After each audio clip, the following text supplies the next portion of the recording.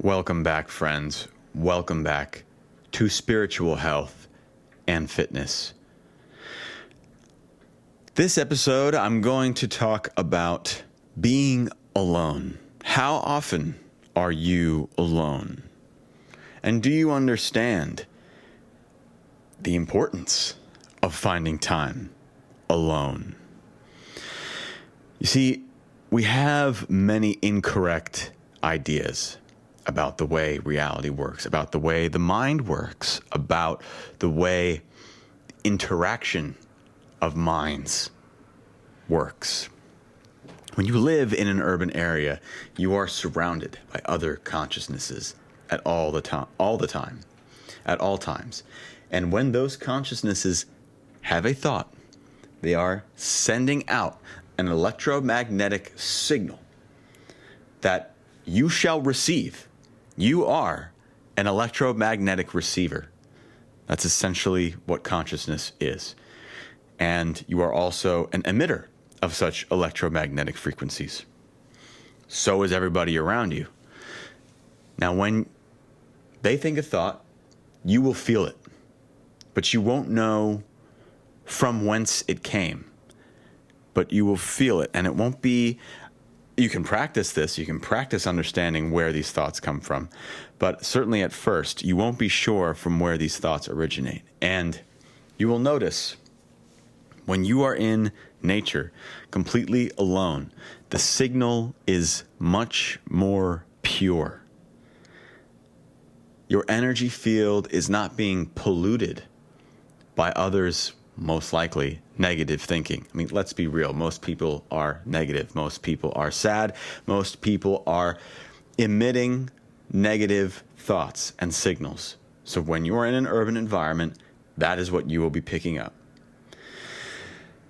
This can be problematic unless you give yourself time to cleanse yourself in solitude, being alone, ideally in nature, but just hopefully alone to get a little bit of clarity, to have a clear line of communication with divinity that's not being bombarded by other people's self-defeating thoughts. Being alone is the best time to speak to your higher self, to get insight into yourself, to learn about the things that make you tick, to learn about why you think the way you think, why your life is going the way it's going.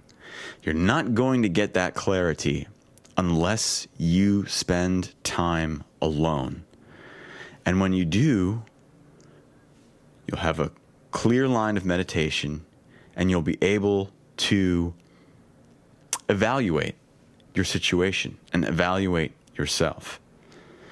Very much so, too often, urban dwellers, city life people, they just never get a break. They never get a break from the very polluted field of vibration, of thought vibration. Imagine looking at a crowded swimming pool from above and looking at the ripples and the waves in the water.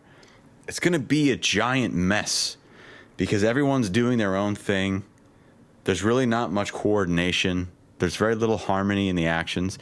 Not to say that that's not beautiful in its own right, but now look at a lake and throw a pebble onto the lake and see it from a bird's eye view. It's beautiful, concentric circles going at the same pace. It's very orderly. It's very predictable. This is how you can imagine thoughts by yourself versus your thoughts in a crowded city. What I'm saying is, in a crowded city, your thoughts, though you think they are your own, they very well may not be your own. You may be picking up somebody else's line of thought. In nature, in solitude, you can be sure that what you are thinking is much closer to purely your own thought.